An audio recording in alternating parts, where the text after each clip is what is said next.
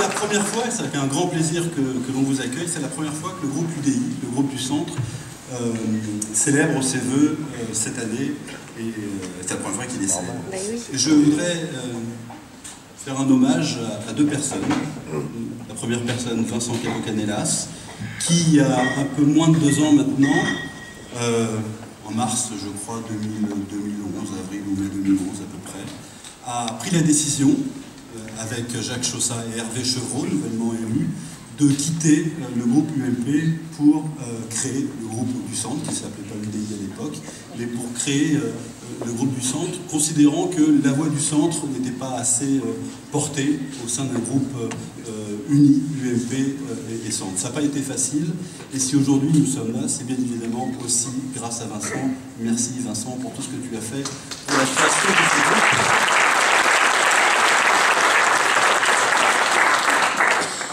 Après, Vincent a eu la malchance de devenir sénateur, grâce à beaucoup d'entre vous également, mais on n'a pas perdu au change parce qu'on a eu la chance d'avoir une touche féminine au sein du groupe, Elisa Carcillo, et par la suite, en tant que président du groupe, depuis 1 an, Jacques Chaussat, qui a hérité d'un beau bébé avec un accouchement qui s'est passé sans douleur et qui a fait en sorte que ce bébé grandisse et qu'il vienne à maturité. Et Jacques est un type extraordinaire. Extraordinaire parce qu'il a un cœur comme ça. Il est extraordinaire parce que, avant de regarder sa propre ambition, il regarde l'intérêt collectif. Et il y a quelques mois, il nous a dit à Jean-Christophe et à moi-même qu'il allait s'engager dans une campagne qui va être difficile mais passionnante, pour laquelle on espère qu'elle va aboutir de façon très positive, qu'il allait s'impliquer à 100% sur Aulnay-sous-Bois. Il nous a déjà annoncé, il y a quelques mois, qu'il laisserait le groupe centriste, qui est devenu UDI, sous sa présidence, pour pouvoir se consacrer pleinement à Aulnay-sous-Bois. Je tiens à le remercier pour tout ce qu'il a fait depuis 1 an, pour le témoin qu'il m'a passé, pas témoin de génération, parce que souvent il est beaucoup plus jeune dans sa tête que moi. En tout cas, merci encore pour tout ce que tu as fait, Jacques, et bon courage pour cette année qui... Bravo.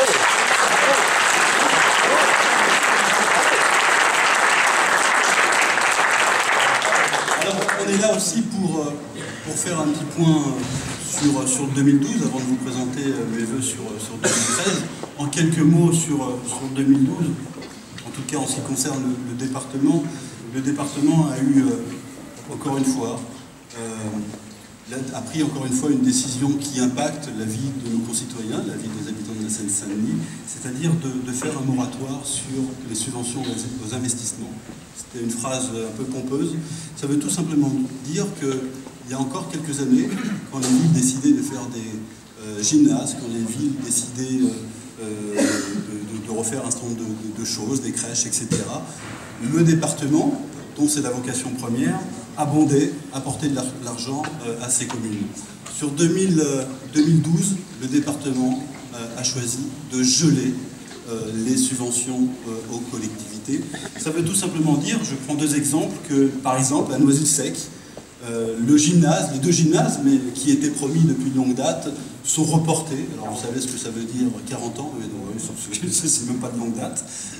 Ça veut dire tout simplement... C'est pas si vieux que ça, hein. C'est une belle... Oui, le mieux étant 42 ans.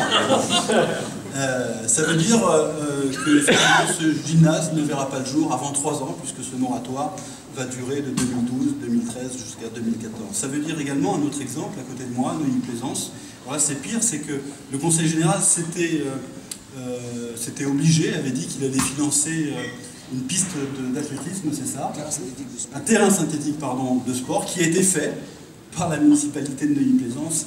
Et la municipalité de Neuilly-Plaisance, aujourd'hui encore, attend l'argent, donc c'est encore pire, parce que la mairie de Neuilly a avancé les fonds, et le Conseil général, malheureusement, n'a pas tenu tout simplement sa promesse. Nous avons eu aussi un drame dans le département, la fermeture de PSA, une casse sociale de plus de 3000 salariés, sans compter les emplois qui sont indirects. On parle de 9 à 10 000 emplois indirects générés par le site de PSA sur Aulnay-sous-Bois. Et rappelez-vous la débauche de tous les candidats à la présidentielle, mais également de tous les conseillers généraux, notamment socialistes et communistes, qui, pendant l'élection présidentielle, ont été régulièrement tenir le pavé aux côtés des syndicalistes, qui est peut-être une bonne chose, mais en insistant sur le fait que jamais, jamais PSA ne fermerait à Aulnay-sous-Bois. Vous avez vu la suite, et la suite, elle n'a pas tardé.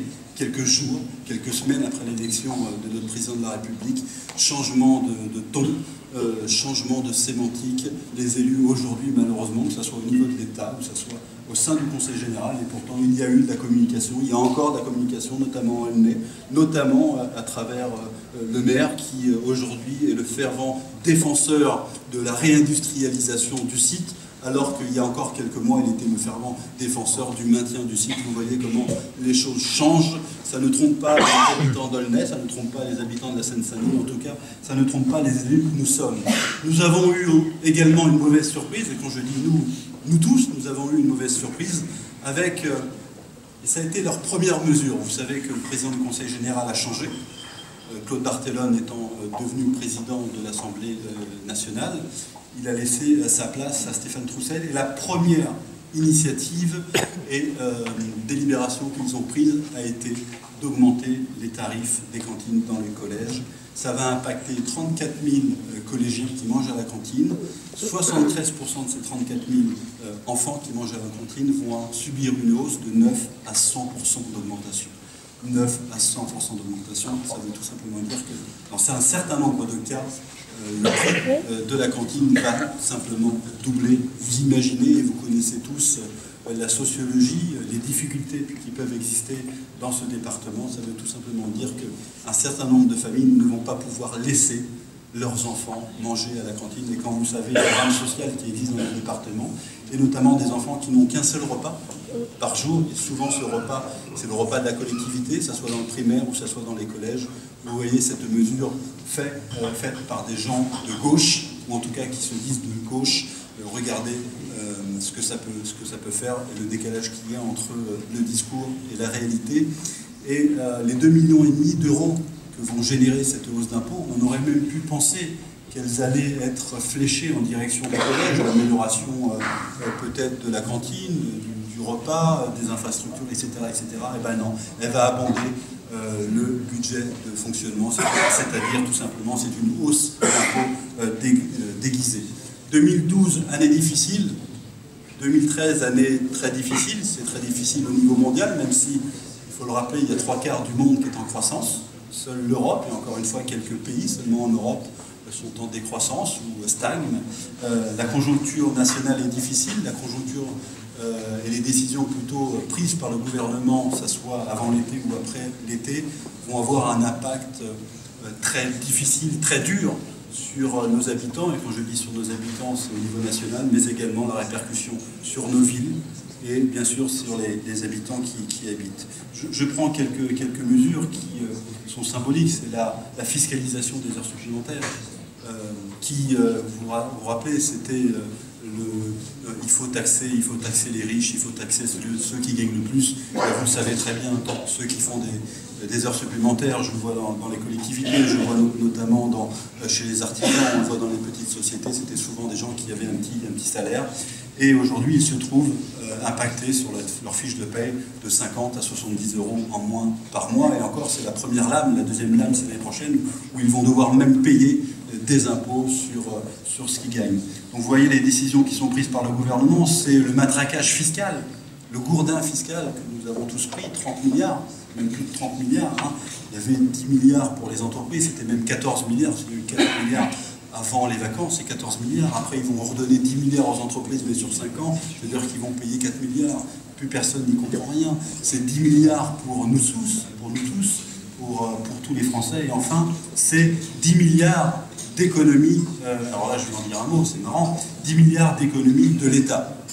Alors j'ai la chance d'avoir un député maire qui en plus siège à la commission des finances, il vient, et il vient souvent, et il s'avère que dans les dépenses, dans le projet de loi de finances 2013, je le taquine parce que d'habitude c'est lui qui est là, et il me taquine, donc là comme c'est moi, et comme il ne prend pas la parole, je peux dire ce que je veux. Dans le projet de loi de finances, et lui, il peut la prendre. C'est que maintenant qu'il est président du groupe, il n'a plus besoin d'être maire adjoint. Non, bon, je retire ce que j'ai dit sur sa présence. parce qu'à Drancy, la démocratie est dirigée. On coupera au montage. On coupera au montage. Oui, sur le projet de loi de finances, les dépenses de fonctionnement de l'État étaient en 2012 de 370 milliards. L'État nous a annoncé faire des économies à hauteur de 10 milliards.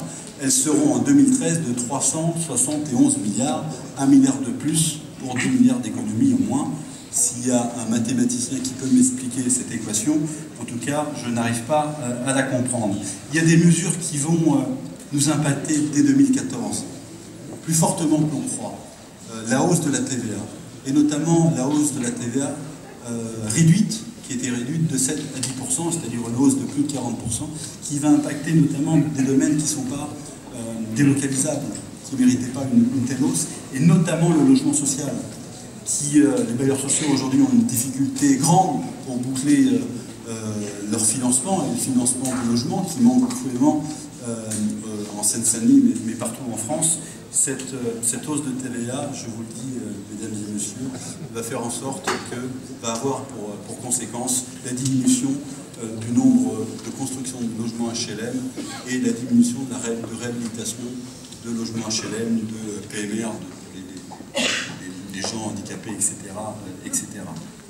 Il va y avoir également un dernier mot sur l'impact et les décisions qui sont prises au niveau gouvernemental, le gel des dotations, ce que donne l'État aux collectivités. Pour dire toute la vérité, parce que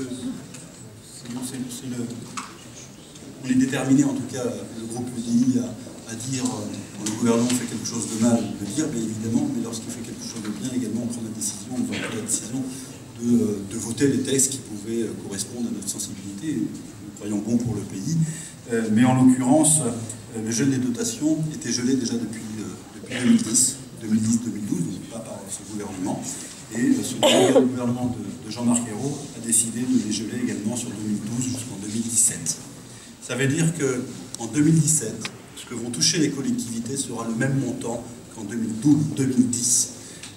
Alors il faut savoir que nous, les collectivités, la hausse du gaz, comme vous, elle est impactée tous les ans, même plusieurs fois en l'occurrence par an, l'essence, etc.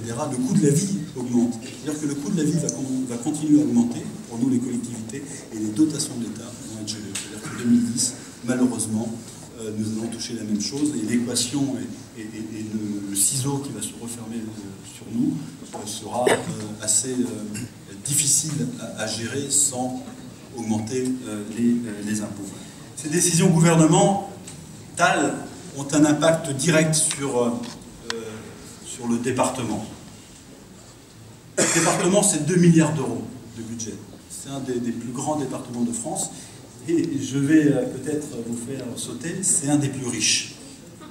1,7 milliard de fonctionnement, 340 millions d'investissement. C'est un des départements les plus riches, avec une population une des plus pauvres, c'est la caractéristique, et peut-être un département plus mal géré. Ça, c'est une conséquence de la politique faite dans ce département depuis des années.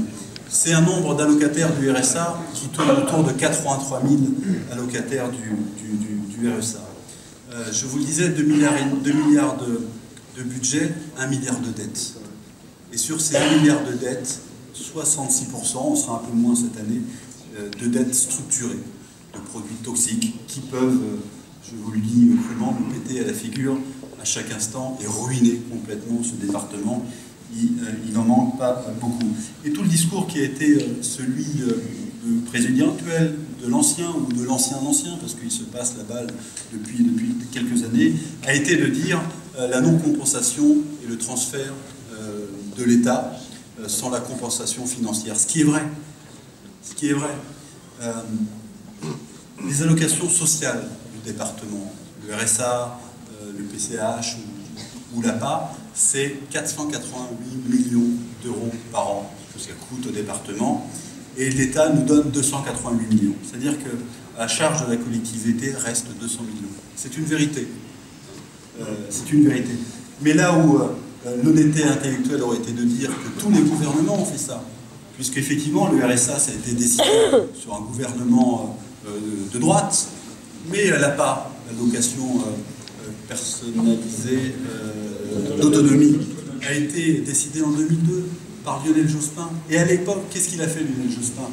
Il a transféré les coûts et il a accordé 30% des recettes. 30%. Le RSA aujourd'hui, l'État a transféré les coûts effectivement, mais il compense à 71%. Ça veut dire que la droite a compensé plus que la gauche, et malheureusement, alors on le dénonce depuis des années, mais malheureusement, les socialistes ici et les communistes ont quand même, pas la vue basse, mais en tout cas la mémoire courte. Et lorsque nous parlons de transfert de compétences, l'État est en train de faire quoi? Sur une mesure essentielle, les rythmes scolaires. Tout le monde est d'accord pour dire que nos enfants ont des journées trop importantes. Tout le monde, ils commencent selon les villes, à 9h, ils finissent à midi, ils reprennent à 13h30 et jusqu'à 16h30. Tout le monde est d'accord pour dire qu'il faut diminuer. Alors il y a un lobby du tourisme, il faudrait aussi diminuer les vacances, mais tout le monde est d'accord pour dire qu'il faut diminuer des horaires de nos enfants. Qu'est en train de faire le gouvernement et le ministre Payon? Il est en train de dire, et la première ce que voulait faire le gouvernement, c'était diminuer le nombre d'heures des enfants. Qu'est en train de faire Payon? C'est que de 9h à midi, les enfants vont continuer à aller à l'école. De 13h30 à 15h45, ils vont faire cours. Et de 15h45 à 16h30, ils vont être obligés, je crois, de rester dans leur école. On ne sait pas comment. Qu'est-ce qu'on doit leur donner à faire? Du sport, d'éducation, du ludique, etc., etc. On n'en sait rien, c'est-à-dire que les rythmes scolaires ne vont pas diminuer, mais tout simplement, on va transférer des coûts aux collectivités, parce qu'il va falloir embaucher pour 3 quarts d'heure. Je vous imagine la difficulté qu'on peut avoir, 300, 400, sur Drancy, c'est 500 personnes pour encadrer des enfants 3 quarts d'heure. Recruter 500 personnes pour faire 3 quarts d'heure par jour, vous imaginez comment cela va être possible. Et dans le même temps, on ne va pas transférer l'argent qui va avec, puisque sur une ville comme Drancy, ça va nous coûter 1,2 million. Donc vous voyez, entre le discours qui était fait avant le changement et le discours qui est mis en place après le changement, il y a quelques adaptations, pas notables, mais très flagrantes. Sur le département, encore quelques mots. Et c'était marqué dans le petit film, plus 40%, alors en vérité c'est 35%, il a exagéré, je veux dire, c'est plus 30%, c'est une prévision pour cette année exactement, c'est plus 35% d'augmentation depuis 2004. Et dans les orientations budgétaires que nous avons eues depuis quelques jours, il est indiqué que depuis 2007, les hausses successives d'impôts ont rapporté 720 millions au département. 720 millions de départements. Et qu'a fait le département depuis des années? Il a supprimé la carte imaginaire pour les collégiens. Il a supprimé l'aide pour l'achat d'ordinateurs pour les enfants en 6e. Il a augmenté la carte Améthyste de plus de 160%. Il a augmenté les tarifs de cantine, voire doublé les tarifs de cantine. Donc le département aujourd'hui a sacrifié nos enfants en augmentant plus d'impôts et en diminuant les services. Et c'est pas encore fini. Quand je vous dis que c'est pas encore fini, c'est que nous allons avoir un débat des orientations budgétaires jeudi prochain. Nous allons voir le budget dans un mois. Il est écrit clairement qu'ils vont très certainement augmenter les impôts, mais il est écrit clairement également qu'ils se posent la question d'arrêter de subventionner la création de crèches dans le département. Compétence complète du département qui ne construit plus de crèches dans ce département et qui aujourd'hui comment dirais-je, aujourd'hui c'est les associations, c'est les entreprises privées qui créent des places et qui créent des crèches en Seine-Saint-Denis. Ils peuvent le faire uniquement grâce aux subventions données, maigres, mais grâce aux subventions données par le département. Et le département se pose la question aujourd'hui tout simplement de supprimer ces subventions alors que nous sommes le département le plus jeune en métropole, le département le plus jeune de France. Nous allons, alors c'est pas très glorieux ce que je viens de vous dire, nous allons défendre au nom du groupe UDI avec notre sensibilité dans le débat d'orientation budgétaire, dans le vote du budget dans un mois pour faire en sorte de faire entendre nos voix et dire qu'il y a un moment il faut arrêter. Alors on aura des comptes à rendre, bien évidemment, on a des comptes à rendre au niveau aux habitants de la Seine-Saint-Denis. On va faire en sorte de porter ce message, de porter que notre voix porte au-delà de ces murs, j'ai dit ces 4 murs, c'est plutôt arrondi, les salles du Sénat sont plutôt arrondies, pour faire en sorte que notre voix, les voix du centre puissent porter. Et on va essayer aussi de faire en sorte de vous rendre des comptes, de vous tenir informés régulièrement sur ce qui est fait par les élus du groupe UDI, parce que ça impacte vos vies, ça impacte les maires que vous êtes ici présents. Et pour ce faire, on va mettre en place des outils modernes, d'actualité, qui sont un site internet, un blog, que vous allez, normalement, si la technique me suit, voir s'afficher exactement, donc www.udi-cg93.fr. Vous aurez des informations, peut-être pas quotidiennes, mais régulières, sur nos prises de position, sur les différents élus, leur parcours et leur intervention, tout simplement pour faire en sorte de vous donner aussi des clés de sémantique et de discours, et pour vous dire ce qui est fait au niveau du département.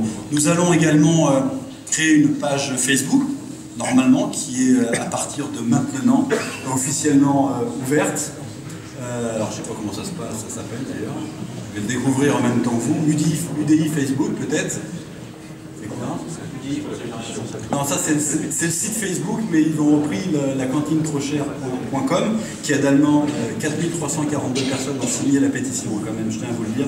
4342 en ligne. Donc ça va être le site, la page Facebook. Je vous invite également à y adhérer, à devenir ami, je crois que c'est ça. Et également, on aura un Twitter, un fil Twitter, hein, c'est ça, @UDI-CG93, pour essayer de communiquer avec des outils modernes. Alors le Twitter, entre moi et Jacques, je pense qu'on ne va pas y arriver beaucoup, mais on laissera ça aux autres. Pierre, qui est un spécialiste informatique, voilà, qui est notre spécialiste, mais pour nous, ça va être difficile. Elisa va avoir du mal. Bon. Et nous allons enfin mettre à votre disposition, vous l'envoyez notamment par mail pour les gens qui ont des adresses mail, parce que par courrier c'est cher et un peu plus difficile, une newsletter que nous allons sortir régulièrement, là aussi pour essayer de communiquer et vous donner un certain nombre d'informations sur le travail qui est fait par vos conseillers généraux. Voilà, je ne veux pas être... Alors la newsletter, non maintenant, alors, il l'a baptisé initiative, terme que je ne veux pas, donc elle va sûrement changer. Et c'est les conseils généraux qui décideront du nom d'ailleurs, mais merci quand même Julien, en tout cas pour tous ces éléments qui vont vous permettre de faire, d'apprécier le travail qui est fait par les élus du groupe centriste, de toute sensibilité, y compris des gens qui sont indépendants, et vous montrer un petit peu que nous faisons en sorte d'apporter du renouveau, de l'initiative, de la fraternité, de l'humanisme, et de porter une voix nouvelle dans ce département, une voix qui aujourd'hui est oubliée depuis des années et qui, je pense, est porteur pour les années futures. Il me reste, avant de lever le verre de l'amitié, de vous remercier encore une fois d'être aussi nombreux ce soir, de remercier tous les élus qui m'entourent et qui m'accompagnent, et c'est encore d'actualité de vous fêter à vous, à vos familles, à vos amis, tous ceux qui vous sont proches, une très très bonne année 2013. Merci encore.